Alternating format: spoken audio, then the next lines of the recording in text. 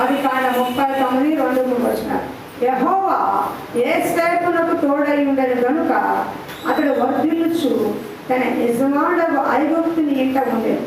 యెహోవా అతనికి తోడై ఉండెననియు అతడు చేసినదంతా అతని చేతిలో యెహోవా సఫలము చేసిననియు అతని యజమానుడు చూసినప్పుడు యోసేపు మీద అతని కటాక్షం కలిగిన గనుక అతని యొక్క పరిచర్య చేయువాడయ్యను. హల్లెలూయా. అమితంగా ప్రేమించే మా ప్రియ పరలోకపు తండ్రి, నీకు వందనాలు స్తుతులు స్తోత్రాలు చెల్లించుకున్నాం. నీ కృపలో ప్రభు ఈ లేఖన భాగాన్ని విడిచి ఆశీర్వదించమని యోసేపుకు తోడైనట్లుగా మరి ఈ రోజున సంఘానికి, సంఘ బిడ్డలకి, నాకు ఈ సంవత్సరం అంతా కూడా మీరు తోడై నడిపించమని యేసునామములో అడుగుచున్నాము తండ్రి. ఆమేన్. నేను మీకు అర్థమయ్యేట్టుగా ట్రాక్ కట్టి చెప్పుకుంటూ వెళ్తాను. ఇక్కడ దేవుడు ఏం చదివిస్తున్నాడు? యోసేపుకు దేవుడు తోడైంది కనుక అతడు చేసిందంతా కూడా దేవుడు సఫలం చేశాడంట. యోసేపు ఎక్కడ ఉన్నాడు తెలుసా మీకు? ఒక పోతీఫరు ఇంట్లో ఉన్నాడు. ఎక్కడ? పోతీఫరు ఇంట్లో బానిసగా రాబడ్డాడు, బానిసత్వంగా రాబడ్డాడు. ఒక వ్యక్తికి దేవుడు తోడై ఉంటే ఇంటిలో ఉన్నా, బయట ఉన్నా, దేశంగాని దేశంలో ఉన్నా దేవుడు అతనికి తోడై ఉంటే అతను వర్ధిల్లుతాడు. ఇక్కడ మాట చెప్తా, యోసేపు యెహోవా అతనికి తోడై ఉండెనని, 2వ యెహోవా యోసేపుకు తోడై ఉండెను కనుక అతడు వర్ధిల్లుచు. హల్లెలూయా. దేవుడు ఒక వ్యక్తికి తోడై ఉంటే ఏమవుతారు? ఫస్ట్ వర్ధిల్లుతారు. దేవుడు నీకు నాకు తోడుగా ఉన్నాడు అంటే ఆయన గుర్తు ఏంటో తెలుసా? దేవుడు మనతో ఉన్నాడు, దేవుడు నీతో ఉన్నాడా అంటే ఎవరైనా నాతో ఉన్నాడు అంట. కానీ చాలా మందికి దేవుడు తోడై ఉండడు. దేవుడు కాకపోతే అందరికీ యూనివర్సల్గా ఉంటుంది. కానీ వ్యక్తిగతంగా ఒక వ్యక్తి వర్ధిల్లాలి అంటే, వ్యక్తిగతంగా ఒక కుటుంబం వర్ధిల్లాలి అంటే ఆ వ్యక్తితో కానీ ఆ కుటుంబంతో కానీ దేవుడు తోడై ఉండాలి. యోసేపు పోతీఫరు ఇంటిలో ఉన్నప్పుడు అతనికి దేవుడు తోడై ఉన్నాడు కనుక వర్ధిల్లాడంట. అతను వర్ధిల్లుతూ అతను ఉండబట్టి పోతీఫరు ఇల్లు కూడా వర్ధిల్లింపజేశాడు, అంటే ఆశీర్వదింపజేశాడు. హల్లెలూయా. అక్కడ కూర్చొని పైన కూర్చొని అవినండి. సో ఎవరు యోసేపు అంటే యాకోబు కుమారులో ఆఖరివాడు, యాకోబు కుమారులు చిన్నవాడు. యాకోబుకి 12 మంది కుమారులు. ఆ 12 మంది కుమారులు యోసేపు ఒకడు. చిన్నవాడని తండ్రి బాగా ప్రేమించాడు. చాలా మంది బైబిల్ గ్రంథంలో నేను చూస్తూ ఉంటాను, చిన్నవాడిని ఎందుకు ఎక్కువగా ప్రేమిస్తారు తల్లిదండ్రులు. అర్థమవుతుందా? ఇస్సాకు ఏసావును ప్రేమించాడు. రిబ్కా చిన్న కుమారుడైన యాకోబును ప్రేమించాడు. ఇక్కడ కూడా యాకోబు 12 మంది కుమారులు ఉన్నారు. ఆ 12 కుమారులందరికంటే యోసేపును బాగా ప్రేమించాడు. చిన్నవాడు, తల్లి లేని బిడ్డ, అప్పటికే తల్లి చనిపోయింది కాబట్టి యోసేపును ప్రేమించి అతనికి రంగురంగుల చొక్కాలు గుర్తించేవాడు, చక్కగా ఇష్టమైన ఆహారం పెట్టేవాడు, చక్కగా ఎంతో బాగా చూసుకునేవాడు. అతన్ని ప్రేమించడం చూసి తన సహోదరుడికి అసూయ కలిగింది. యోసేపు గురించి మీకు అర్థం అవడం కోసం చెప్తున్నాను. దేవుడు ఒక వ్యక్తికి తోడై ఎప్పుడు ఉంటాడు? తోడై ఉంటే మనం ఎలా అభివృద్ధి పొందుతామని షార్ట్ కట్ చెప్తున్నాను మీకు అర్థం అవడం కోసం. యోసేపు తండ్రి బాగా ప్రేమించేవాడు. అతనికి రంగురంగుల చొక్కా కుట్టిస్తే యోసేపుని తండ్రి బాగా ప్రేమిస్తున్నాడని, రంగురంగుల చొక్కాలు కొడుతున్నాడని, అతనికి కావలసినవి ఇస్తున్నాడని తోటి సహోదరులకి 10 మందికి ఎంతో అసూయ పుట్టి అతని మీద పగ పెంచుకున్నారు, అసూయ పెంచుకున్నారు. సొంత అన్నదమ్ములే, ఒక తండ్రికి పుట్టిన పిల్లలే అయినప్పటికీ ఒక బిడ్డని ప్రేమించినప్పుడు ఆటోమేటిక్ ఏమవుతుంది? మరొక బిడ్డకి అసూయ పుడుతుంది. అసూయ పెడుతుంది. చాలా మంది ఇక్కడ చూస్తూ ఉంటాము. నేను కొన్ని కుటుంబాలు చూస్తా, పెద్ద ఆడపిల్లని చిన్న ఆడపిల్లలకు తేడా చూస్తారు. పెద్ద ఆడపిల్ల ఇంటి పని చేస్తా ఉంది, చిన్నది మాత్రం ఇంటి రిమోట్ డ్యూటీకి పోతా ఉంది. పెద్ద కూడా కష్టపడతా ఉంటాడు, చిన్నడు మాత్రం తిరుగుతూ ఉంటాడు. పెద్ద కోడలు కష్టపడతా ఉంటాడు, చిన్న కోడలు తిరుగుతూ ఉంటాడు.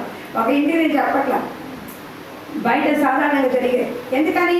చిన్న పిల్లలు అంటే చాకటి వాడని, చిన్నవాడని ముద్దు చేస్తారు. అవునా? ఇప్పుడు 2 పిల్లలు సహజంగా పిల్ల అంటే సాయికి ముద్దు చిన్న పిల్లని. అది ఎలా పెద్ద అయిపోయింది, అందరు ఎత్తుకుంటున్నారు, పాలు తాగే పిల్ల అని ఏమంటుంది, తనకంటే ఆ పిల్లని కేర్ చేస్తామన్నా కదా. ఆ పిల్లలన్నా రోడ్డు మీద వదిలేస్తుంది, కానీ ఆ పిల్ల వదిలేస్తుందా? అమ్మో మంచం మీద పడుకుంది, ఏం చేస్తుందో, ఎక్కడ వెళ్ళిందో అని వంట గడికి ఇక్కడ చూసుకుంటాం. ఎందుకని?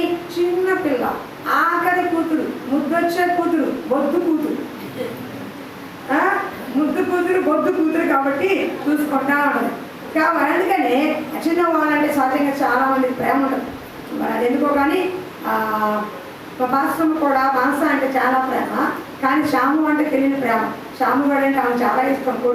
కొడుకనో మరి ఏమో కానీ ఆడపిల్లనే ఇష్టమే, కానీ ఒకంత నాకు అనిపిస్తుంది మనసకి అంటే శ్యాము అంటే ఇష్టం అని. ఎందుకని కొడుకు చిన్నవాడు, మనసకి శ్యాముకి ఏజ్ గ్యాప్ ఉంది. ఏజీ దాదాపు 4-5 ఏళ్ళు అనుకుంటా ఏజ్ గ్యాప్ ఉంది. మరి కొడుకు పుట్టినప్పుడు అలా కొడుకుని ఎంతగానో ప్రేమించి అలాగే ఆడపిల్లని వదల్లా. మనసు అంటే కూడా ఎంత ప్రేమ. కానీ నాకు తెలిసి మరి కొడుకు అంటే ఆమెకి ఎంతో ప్రేమ. కొడుకు అడగగానే ఇచ్చేస్తుంది. చిన్న కొడుకు, ఆఖరి కొడుకు, ఒక కొడుకు కాబట్టి ఇచ్చేస్తుంది. ఇలా కూడా వేసినప్పుడు తోటి వారికి అసూయ కలిగింది. సంఘంలో కూడా అంతే. ఎవరికైనా కొంచెం పెట్టామనుకో, ఎవరినైనా కొంచెం పొగిడామనుకో, తోటి వారికి ఏం కలుగుతుంది? అసూయ కలుగుతుంది. అమ్మా ఈరోజు రాగమ్మ కష్టపడి పనిచేసిందమ్మా అంటే మిగతా కూర్చున్న వాళ్ళకి సాయంకాలం వస్తారు, వాళ్ళకి మొహం పెట్టుకుంటారు. వాళ్ళు చెయ్యరు, చేసిన వాళ్ళని పొగడకూడదు. వీళ్ళు కష్టపడ్డారన్న కుటుంబం అంతా అంటే వాళ్ళు చేసినందుకు స్తోత్రం అని చెప్పరు, మొహం మార్చుకుంటారు. ఈ అసూయ అనేది చాలా ప్రమాదకరమైనది. అసూయ వల్లే కుటుంబాలు కూలిపోతున్నాయి, అసూయ వల్లే హత్యలు చేయబడుతున్నాయి, అసూయ వల్లే రాజ్యాలు కూలిపోయి. అర్థమవుతుందా? అసూయ చాలా ప్రమాదకరమైనది. అలాగే తమ్ముడితో మాట్లాడుతున్నారు కానీ లోపల పగ పెంచుకున్నారు యేసేపు మీద. అందులో ఒక రోజున యేసేపు కలగన్నాడు. ఈ చుట్టుపక్కల పంట పొలాల పనులు ఉంటాయి కదా, వరి పొలాల్లో పనులు చూసారా ఇలా ఏపుగా పెరుగుతుంది. ఈ పనులన్నీ చుట్టూ ఉన్నాయి, అతని పన మధ్యలో ఉంది.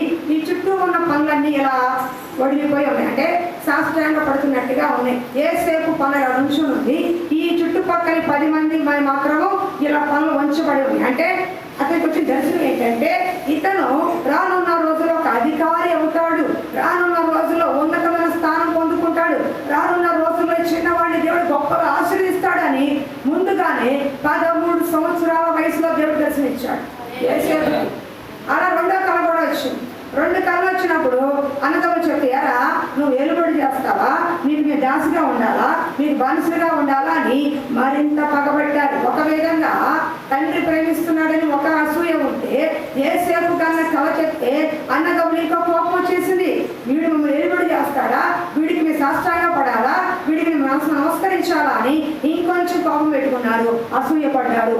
ఒకరోజు రానే వచ్చింది, తండ్రి అన్నదమ్ములు ఎక్కడున్నారో గొర్రెలు తీసుకుని కాసుకుంటున్నారా అంటే మీకు అర్థం అవడం కోసం ఒక స్టోరీలా చెప్తాను.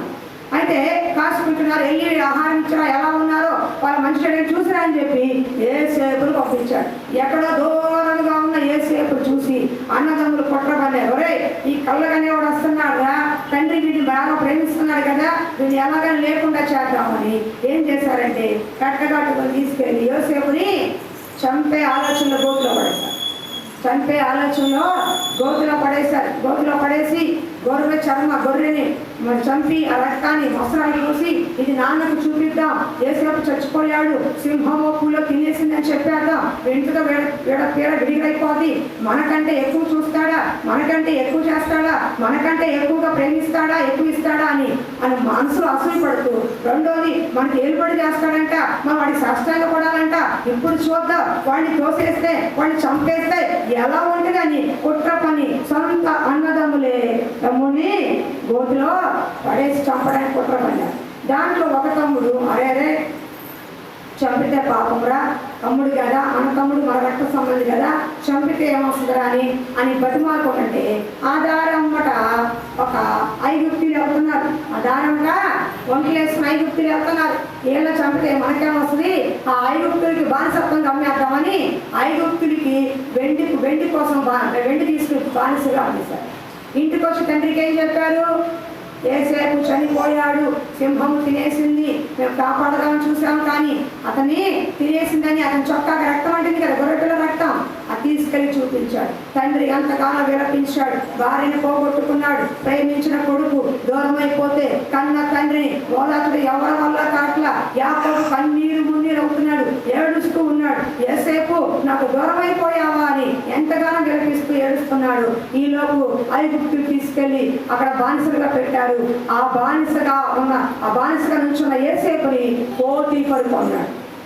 పోతీఫర్ అనే అధికారి, రాజు దగ్గర ఫరో దగ్గర పనిచేసిన ఒక అధికారి కొనుక్కున్నాడు. బానిసలు అంటే రోడ్డు మీద నుంచోబెట్టి వాళ్ళకంటే ఏ హక్కు ఉండదు, వాళ్ళకంటే ఏ సొంత పని ఉండదు, ఒక బానిస బ్రతుకు. యజమానులు ఏం చెప్తే చెయ్యాలి, ఏం పెడితే తినాలి, ఎలా కొడితేనో పడాలి, ఎలా తింటేనో పడాలి, వాడికంటే సొంత నిర్ణయాలు ఏది ఉండదు. 7 సంవత్సరాల వాడి కింద బానిసంగా పడి ఉండాల్సిందే. ఇలా రోడ్డు మీద నుంచోబెట్టి చేతులు వెనక్కి కట్టేసి ఇలా లైన్లో నుంచోబెడతారు.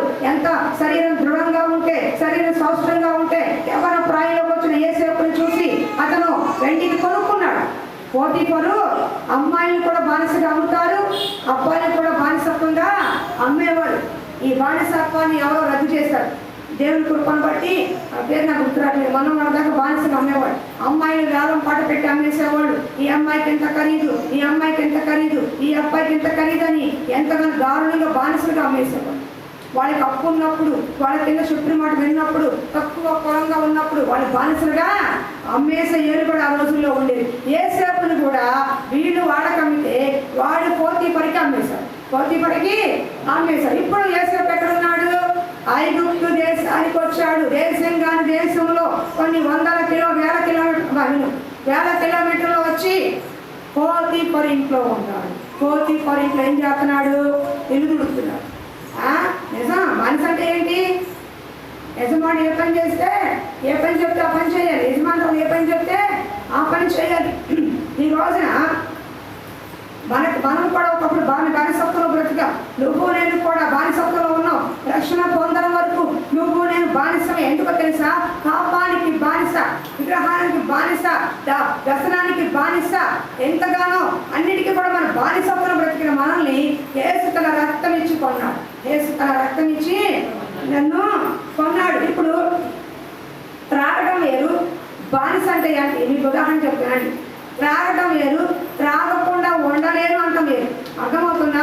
ఎప్పుడో అకేషన్కి ఎవరో ఒకరు కొద్దిగా ఒక పుచ్చుకుంటారు, అది తప్పే. కానీ మీకు అర్థమవడం కోసం చెప్తున్నా, అకేషన్ పుచ్చుకుంటారు. అదేంటి? ఎప్పుడో ఫ్రెండ్స్తో కుదిరినప్పుడు పెంచుకుంటారు. కానీ త్రాగుడు బానిస అంటే ఈ రోజు నేను త్రాకపోతే నేను ఉండలేను, అది నాకు గొంతులోకి రాకపోతే నేను ఉండలేను, ఆ మందు లేకపోతే నాకు బ్రతికే లేదంటారే, ఆ మందుకు బానిస అయిపోవడం.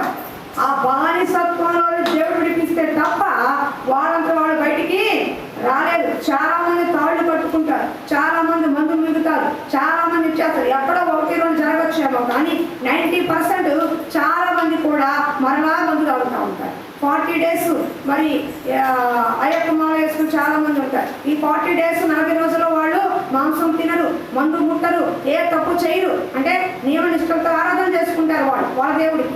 కానీ 40 రోజుల తర్వాత మా మామయ్య నేను చూశాను, వాడు చెప్పిన మాట, మా మామయ్య ఎప్పుడు కూడా అయ్యప్ప కొండకి ప్రతి సంవత్సరం ఆయన ఏదో అయిపోయాడు, గురువు అంటారు, ఆ గురువు కూడా అయిపోయాడు. కానీ వాళ్ళు చేసే ఘనకార్యం ఏంటంటే 40 రోజులు వెళ్తారు, తిరిగి అయ్యప్ప కొండకి తిరిగి వచ్చేటప్పుడు కార్లు వేసుకుని వెళ్ళేవాళ్ళు ఫ్రెండ్స్తో.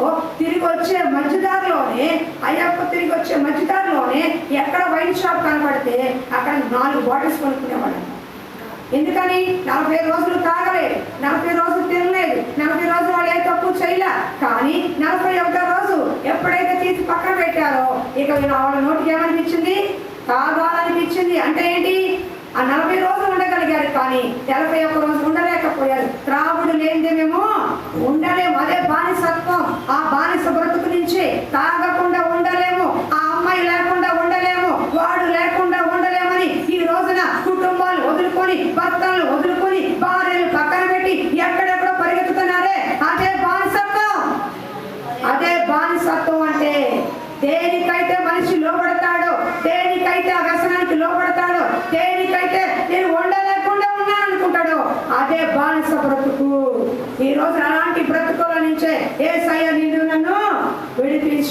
అయ్యా నేను పచ్చి తాగుబోతుని, ఈ తాగకుండా ఉండలేకపోతున్నాను, ఈ బానిస బ్రతుకు నుంచి విడిపించాయ్యా అన్నప్పుడు దేవుడు విడిపించిన వాళ్ళు ఎంతో మంది ఉన్నారు. రాము గారు కూడా సాక్ష్యంగా చెప్తున్నారు. నేను కూడా చూశాను. ఆయన ఎంతో తాగి రోడ్ల మీద వచ్చేవాడు. ఆయన ఎంతో తాగి రోడ్ల మీద నడిచేవాడు. మరి కుటుంబస్తులు ఎంత బాధపడ్డారో, ఎంత వేదన పడ్డారో నాకు తెలియదు. ఈ రోజున సంవత్సరం పైన అవుతుంది, ఆయన మందు ముట్టలేదు. దేవుణ్ణి నమ్మిన తర్వాత ఆయన మందు ముట్టలేదు. అలానే దేవుడు నమ్ముకున్న తర్వాత కూడా చాలా మంది తాగుబోతులు అయిన వాళ్ళు ఉన్నారు. రక్షణ పొందుకొని మందిరానికి వచ్చి కూడా తాగుబోతులు ఉన్నారు. వాళ్ళ గురించి నేను మాట్లాడలేదు, ఎందుకంటే వాళ్ళు నిజమైన దేవుడి బిడ్డలు కాదు. నిజంగా దేవుడు నమ్ముకున్న వ్యక్తి, నిజంగా దేవుడు ఆరాధించే వ్యక్తి ఒక్కసారి బానిసత్వంలో నుంచి విడిపించబడితే చచ్చే వరకు కూడా దాని జోలికి వెళ్ళడు. ఎందుకని? దేవుని భయం అతనిలో ఉంటుంది, దేవుని ప్రేమ అతనిలో ఉంటుంది. ఒకప్పుడు ఈ తాగుడుతోనే కదా నా కుటుంబాన్ని పాడు చేసుకున్నాను, ఇలాంటి తాగుడుతోనే కదా నేను అప్పులు పాలైపోయాను, ఇలాంటి తాగుడుతోనే కదా నలుగురు అవమానించబడ్డాను, తాగుబోతున్నానే కదా నా బంధువులను దూరం పెట్టారని అదంతా గతం గుర్తు చేసుకుని ఇంకెప్పుడు కూడా తాగుడికి వెళ్ళడు. అలా కాకుండా నామకార్థంగా భక్తి చేసేవాడు, ఏదో మందిరానికి వచ్చిపోయేవాడు మాత్రం చాలా మంది తాగి ఉన్నారు. మందిరంలోకి వచ్చి వల్ల తీసుకుని తాగిపోతూ చాలా మంది ఉన్నారు బయట. అలాంటి వారు దేవుని బిడ్డలు కాదు. దేవుని కొరకు బ్రతికేవారు దేవుని బిడ్డలు. కానీ మందిరానికి వచ్చి అడ్డమైన పనులు చేసేవాళ్ళు, మందిరానికి వచ్చి ఆ అడ్డమైన తప్పులు చేసేవాళ్ళు దేవుని బిడ్డలు కాదు. గమనించుకోండి. చాలా మంది అడుగుతారు, ఏమండి వారు కూడా క్రైస్తవులే కదా, వాళ్ళు కూడా మందిరానికి వెళ్తున్నారు కదా అంటారు. నిజమే, వాళ్ళకి వాక్యం వస్తుంది, వాళ్ళు మందిరానికి వెళ్ళే వాళ్ళే, వాళ్ళు మనం ఒక దేవుని ఆరాధిస్తున్నాం. కానీ వాక్యానికి లోపడే వాళ్ళు ఎంతమంది? వాక్య ప్రకారం జీవించే వాళ్ళు ఎంతమంది? దేవుడు చెప్పిన పద్ధతులు ఉండేవాళ్ళు ఎంతమంది? దేవుడి తప్పు చేతున్నప్పుడు మానేసేవాళ్ళు ఎంతమంది? వాళ్ళు ప్రభువా ప్రభువా అని పిలిచేవారు కాదు నా బిడ్డలు. నా వాక్యానుసారంగా జీవించేవారే, నా చిత్త ప్రకారం జీవించేవారే, నాకు ఇష్టకరంగా జీవించేవారే నా బిడ్డలు. వారికి నేను తోడై ఉంటాను, అలాంటి వారిని వర్తిల్లు చేస్తాను. అర్థమవుతుందా? కాబట్టి యేసేపును బానిసగా అమ్మేశారు. కానీ యేసేపుకు దేవుడు తోడైనాడు. ఎందుకని? చిన్నప్పుడు దర్శనం ఇచ్చాడు. యేసేపును ఉన్నతమైన స్థానంలో కూర్చోబెడతాను. వినండి, యేసేపుని ఉన్నతమైన స్థానంలో కూర్చోబెట్టని 13 సంవత్సరాల వయసులోనే దేవుడు అతనికి దర్శనం ఇచ్చాడు. కానీ ఇప్పుడు ఎక్కడ ఉన్నాడు? ఒక బానిసగా వచ్చాడు. దేశంలో ఒక బానిసగా నీచంగా చూడబడుతున్న ప్రాంతంకి వచ్చాడు. అక్కడికి వచ్చిన వ్యక్తి అతను ఎప్పుడైతే ఇంట్లో పనిచేస్తున్నాడో యేసేపును బట్టి, యేసేపుకు దేవుడు తోడైన బట్టి, యేసేపు పట్ల దేవుడి చిత్తం జరిగిన బట్టి యేసేపుని ఆ పోతీఫరుని ఆశ్రయించాడంట. ఒక నిజమైన దేవుని బిడ్డ నీ ఇంట్లో కాలు పెట్టినప్పుడు, దేవుని సేవకులు నీ ఇంట్లో కాలు పెట్టినప్పుడు, దేవుని సేవకులు నీకు వాక్యం అందిస్తున్నప్పుడు, దేవుడు తోడై ఉన్నవారు నీకు అనుకూలం, నీకు వాక్యం అందిస్తున్నప్పుడు వారిని బట్టి దేవుడు నిన్ను కూడా ఆశీర్వదిస్తాడు. వారిని బట్టి కూడా దేవుడు నిన్ను ఆశీర్వదిస్తాడు. ఎవరికి దేవుడు తోడై ఉన్నాడో, ఎవరికి ఏ విధంగా ఉన్నారో గ్రహించుకునే మనసు విశ్వాసమైన వారికి ఉండాలి. అందరూ వెళ్ళిపోతా ఉంటారు సేవకులని, నేను ఎవరిని తప్పు పట్టట్లేదు. కానీ ఎవరు మంచి సేవకులు అనేది కూడా గ్రహించుకునే వివేకము ఉండాలి. యేసేపుకు దేవుడు తోడై ఉన్నాడు కాబట్టి అతను అడుగు పెట్టే స్థలములో, అతను పనిచేస్తున్న స్థలంలో పోతీఫరుకి ఇదివరకు 2 ఎకరాల పొలం ఉంటే యేసేపు వచ్చిన తర్వాత 5 ఎకరాల పొలం వచ్చింది. ఇదివరకు కొంచెం బంగారం ఉంటే యేసేపు వచ్చిన తర్వాత ఎక్కువ బంగారం వచ్చింది. ఇదివరకు కొంచెం ఏదైతే ఉందో యేసేపు వచ్చిన తర్వాత అతనికి ఎక్కువైంది. ఎవరి గురించి తెలుసా?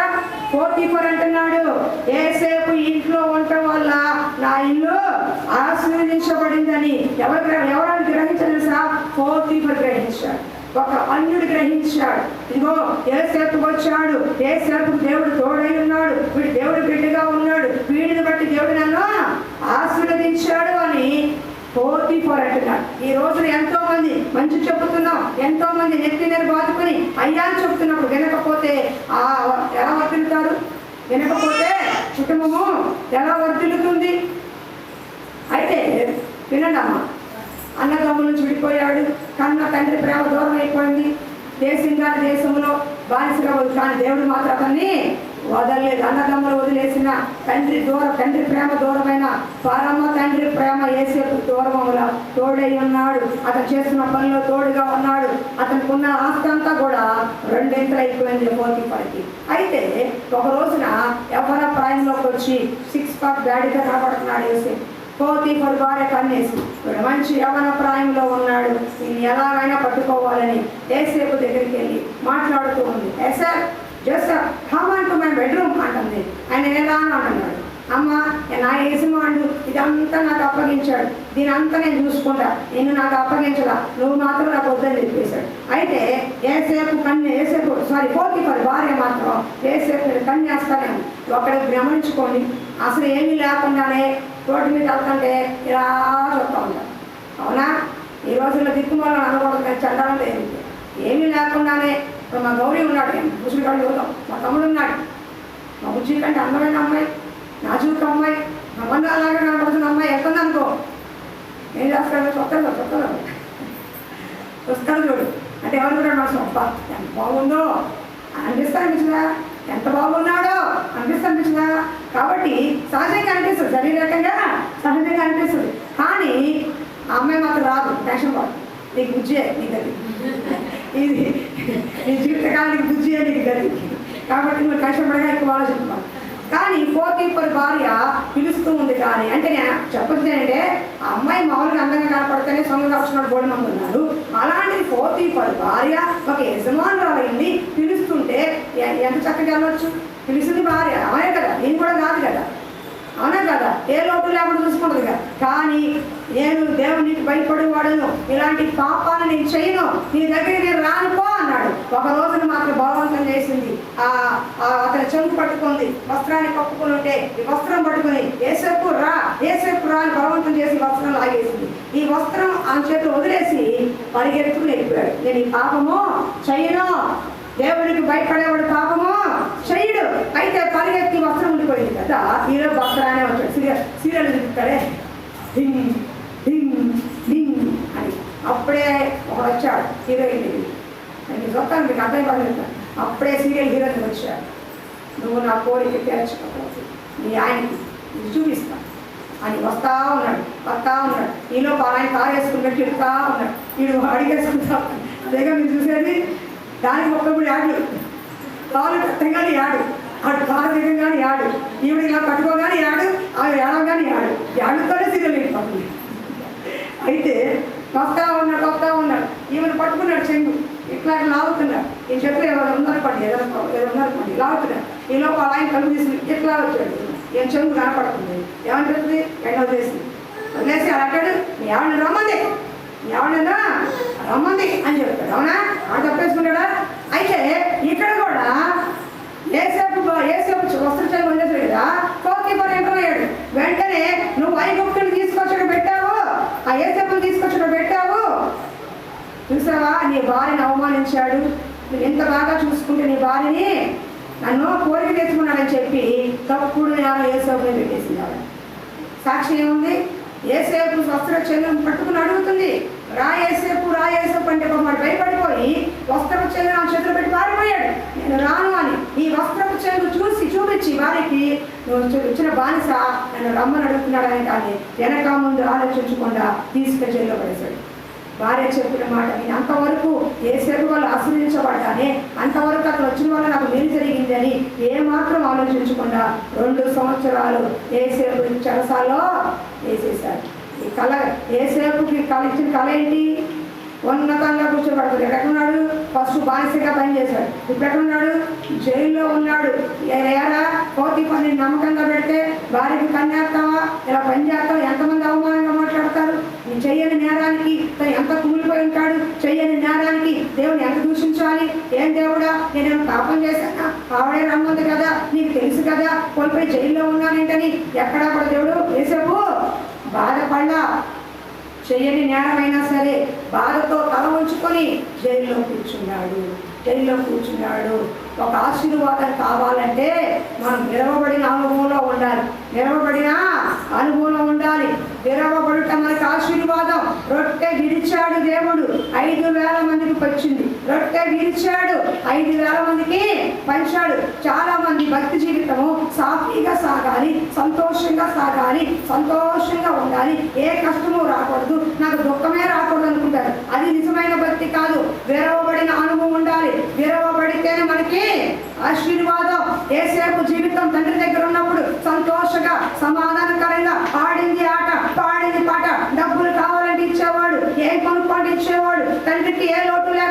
తండ్రి చూసుకునేవాడు, ఏ అలారు ముద్దుగా చూసు. కానీ ఇక్కడికి వస్తే బానిస బ్రతుకు, ఇక్కడికి వస్తే చేయని నేరానికి జైల్లో పడ్డాడు. ఎంత బాధ వేస్తుంది, ఎంత దుఃఖం వేస్తుంది, అవునా కదా? మామూలుగా వెళ్తేనే ఎవరికైనా బాధ వేస్తుంది. చెయ్యని నేరానికి ఎంత దుఃఖపడుంటాడు. ఏసయ్యా నువ్వేమో నన్ను ఉన్నతంగా నిలబెడతానన్నావు, వర్ధిల్లోకి చేస్తానన్నావు, నువ్వు నా తోడుగా ఉన్నావు కదా, నన్ను తీసి జైల్లో పడేసావంటి, నువ్వేం దేవుడు అయ్యా, నువ్వేం దేవుడు అని అడగరా? మౌనంగా తల దించుకుని జైల్లో కూర్చున్నాడు. ఒకరోజు రానే వచ్చింది ఏసేపు. మరి అక్కడ ఉన్న పక్కన ఉన్న ఇద్దరు కలవభావం చెప్పాడు. కలవభావం చెప్పినప్పుడు ఫరో కూడా కల వచ్చింది. నేను ఏం చెప్పట్లేదు కానీ క్లుప్తంగా చెప్తున్నాను. ఫరో కళకి ఎవరు సమాధానం చెప్తారంటే జైల్లో ఉన్న ఏసేపు అన్నారు. జైల్లో ఉన్న వాడిని తీసుకొచ్చారు, గడ్డలు గీశారు, చక్కగా వస్త్రాలు వేశారు. రాజుగారికి వెళ్తున్నాడు కాబట్టి నున్నగా షేవింగ్ చేసి నీట్గా పట్టేసి చక్కగా తీసుకెళ్లారు. రాజుగారి కళ చెప్పాడు. రాజుగారి కళ వివరణ చెప్పాడు. వెంటనే రాజు షాక్ అయ్యి ఏసేపుతో అన్నాడు, నేను ఈ దేశానికి రాజు, కానీ ఈ రోజు నుంచి ఈ దేశానికి అధికారం నువ్వే. నువ్వు చెప్తేనే నీ మాట నేను వింటాను. రాజు అంటున్నాడు చూడండి, నువ్వు చెప్తేనే నేను నీ మాట వింటాను.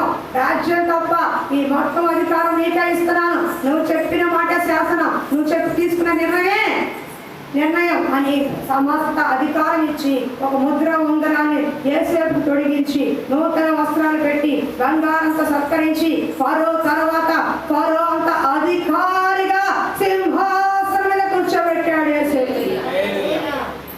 ఎందుకో తెలుసా? ఏసేపు దేవుడు తోడై ఉన్నాడు. అతను వర్ధిల్లే కారణం తెలుసా?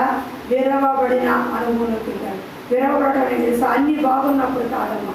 ఒక్కోసారి అనుకోకుండా సమస్యలు వస్తాయి, అనుకోకుండా కుటుంబ గొడవలు వస్తూ ఉంటాయి, అనుకోకుండా అవమానాలు ఎందరూ వస్తాయి. అలాంటి స్థితిలో కూడా మనం మౌనంగా ఉండి దేవుని వైపు చూడాలి. నేను చిన్న సాక్ష్యం చెప్పి ముగిస్తాను. ఒకరోజు నేను చెప్తాను, మళ్ళీ చెప్తాను, వినండి. నేను విరవబడింది ఎప్పుడో, దేవుని వైపు నా మనసు తిప్పింది ఎప్పుడో ఒక టర్నింగ్ పాయింట్ చెప్తాను. ఇక్కడ నేను ఆరాధపేటలో ఉన్నప్పుడు అక్కడ సందులో మా పాత చర్చ్ ఉంది, అక్కడ ప్రార్థనకి వచ్చేదాన్ని శనివారం. ఒక రోజున ఆ పక్క సందులో ఒక చర్చికి వచ్చే సహోదరి కుటుంబంలో ఒక ఫంక్షన్ జరుగుతుంది. అక్కడికి అక్కడ సొంతాడు అంతే, పేరు అనవసరం, సహోదరి. అయితే కొత్తగా కాల్ వచ్చింది. మరి దేనికి మొత్తం ఫంక్షన్ జరుగుతుంది, భోజనాలు పెట్టుకున్నారు. పరిచయలో ఉన్న అందరూ వచ్చారు. బాగా వినండి, పరిచయలో చాలామంది వచ్చారు, సేవకులే పిలిచారు. ఇక్కడే ఉన్నాను, పక్కనే ప్రార్థన చేస్తాను. శనివారం రోజున పక్కనే ప్రార్థన చేస్తాను. ఒక్క అడుగు అమ్మా ప్రార్థన ముగించుకుని నువ్వు అంటే ఫస్ట్ ఫోన్ చేసి వెళ్ళామ్మా అంటే అయిపోదు. కానీ నాకు చెప్పరా వాళ్ళు. మరి ఎందుకు చెప్పలేదు ఏంటో నాకు తెలీదు, వాళ్ళు చెప్పరా నాకు తెలియదు. నేను బండి వేసుకుని వెళ్తా అన్నప్పుడు సహోదరి అడిగి, ఏంటంటే సెట్ గారు మీరు వెళ్ళలేదా, ఎక్కడికి అమ్మా అన్న. ఇలా వాళ్ళ ఇంట్లో ఫంక్షను మన బచ్చగా అందరూ వెళ్ళారంటారు. నాకు భోజనం గురించి నా బాధపడ్డా. అంతకంటే బ్రహ్మాండమైన భోజనం 100 బిర్యానీ వస్తుంది, అక్కడ భోజనం చేయొచ్చు. కానీ పచ్చల్లో ఉన్న వాళ్ళు తీసుకెళ్ళారు. కానీ ఎక్కడో నేను దూరంగా లేను, ఎక్కడో చెప్పకుండా లేను, చాలాసార్లు చెప్పకుండా చేశారు. అయినా నేను బాధపడి, కానీ పక్కనే ఉన్నాను. ఒక్క సొంత తేడా పక్కనే ఉన్నాను.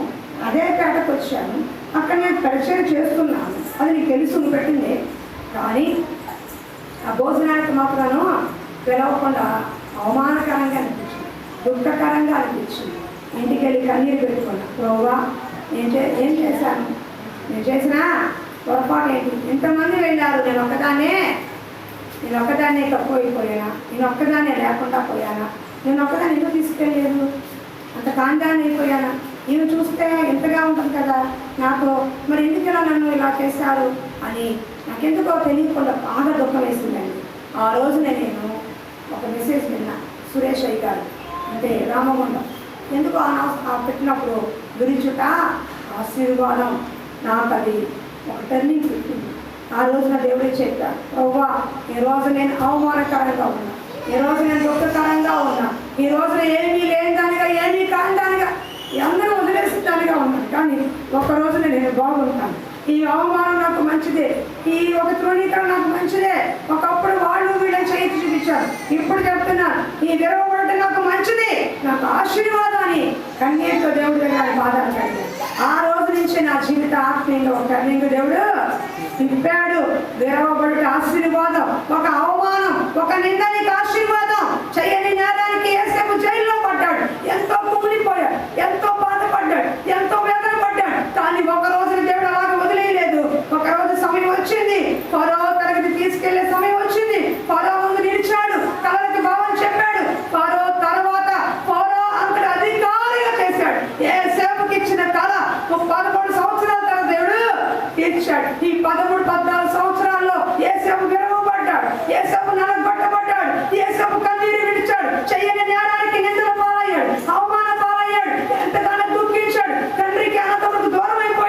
ఎంతగానో విరవబడిన అనుభవంలో నుంచే ఆశీర్వాదం బయటకు వచ్చింది. వాళ్ళు చేసే మాటలకి, పైన చూపించే మాటలకి ఆశీర్వాదం రాదు. విరవబడిన అనుభవంలోంచి, విరిగి నలిగిన మనసు, విరిగి నలిగిన హృదయంలో నుంచి నువ్వు కన్నీటితో ప్రార్థన చేస్తే ప్రార్థన పరలోకాన్ని కదిలిస్తుంది.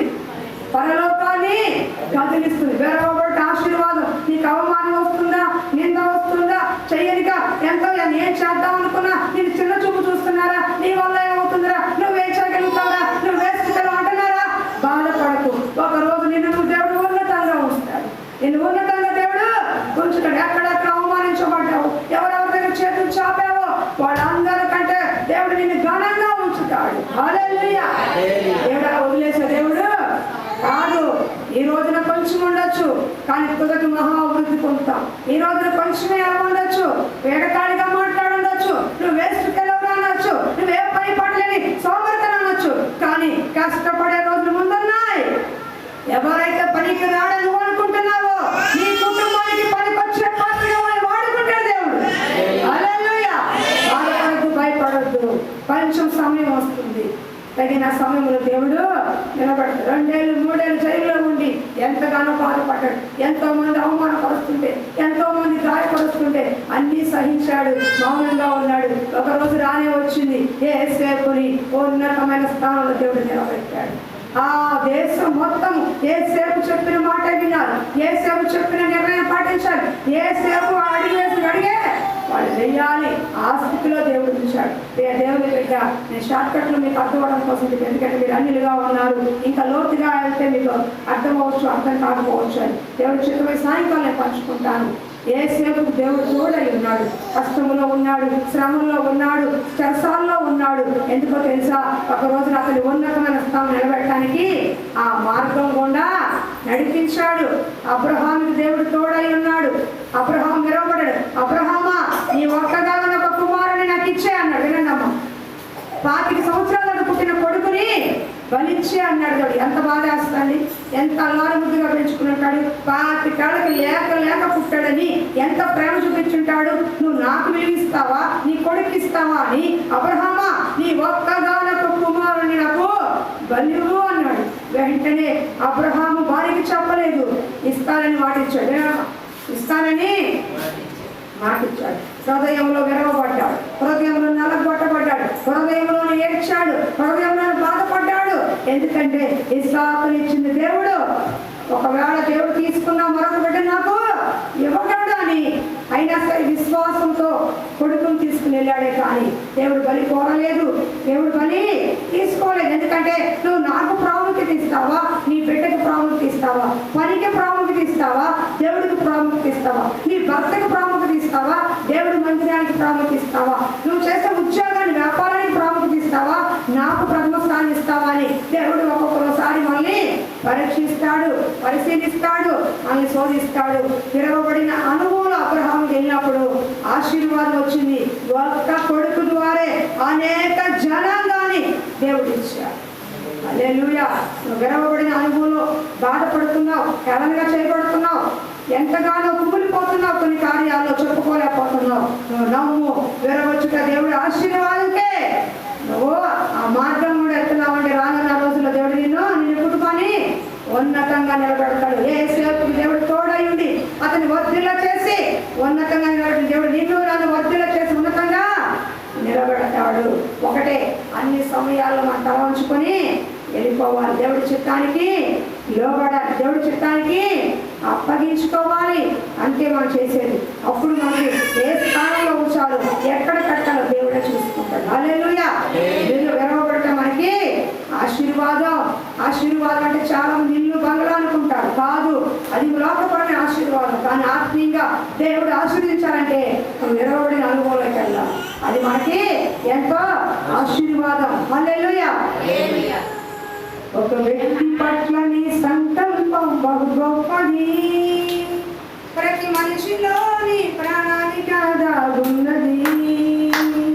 ఒక వ్యక్తి పట్ల నీ సంకల్పం బహు గొప్పది, ప్రతి మనిషిలోని ప్రణాళిక దాగున్నది. ఎన్ని అడ్డులు వచ్చినా, ఎన్ని అడ్డులు వచ్చినా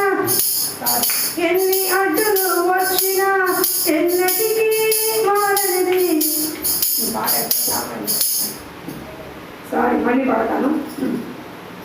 చిన్ననాడే కలగన్నాడు అన్నలతో అని చెప్పాడు, కలలు కనేవాడన్నాడు అన్యులకు అమ్మేశాడు. చిన్ననాడే కలగన్నాడు అన్నలతో అని చెప్పాడు, కలలు కనేవాడన్నాడు అన్యులకు అమ్మేశాడు. నిందలు శ్రమలు సహించాడు, అందరిలో ధనుడయ్యాడు.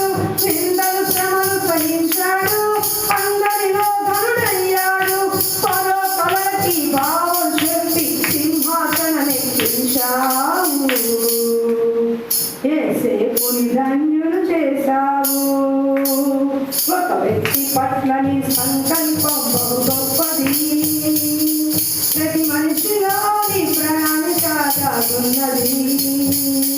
ఒక వ్యక్తి పట్ల నీ సంకల్పం బహు గొప్పది, ప్రతి మనిషిలో నీ ప్రణాళిక దాగున్నది.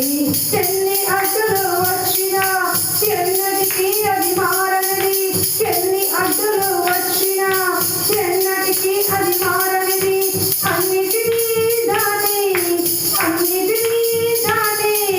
నీ చిత్తం నెరవేర్చునది, నీ చిత్తం నెరవేర్చునది. ఒక వ్యక్తి పట్ల నీ సంకల్పం బహు గొప్పది, ప్రతి మనిషిలో నీ ప్రణాళిక దాగున్నది. ఒక వ్యక్తి పట్ల నీ సంకల్పం బహు గొప్పది, ప్రతి మనిషిలో నీ ప్రణాళిక దాగున్నది. ప్రతి మనిషిలో నీ ప్రణాళిక దాగున్నది, నాలో నీ ప్రణాళిక దాగున్నది. హల్లెలూయా. కళ్ళు మూసుకుందాం, ప్రార్థన చేసుకుందాం. విరవబడిన ఆహ్వానంతో, దుఃఖముతోనూ, వ్యాధంతోనూ, సమస్యలతోనూ, శ్రమలతోనూ, కృంగిపోయిన హృదయముతోనూ నువ్వు జీవిస్తావు.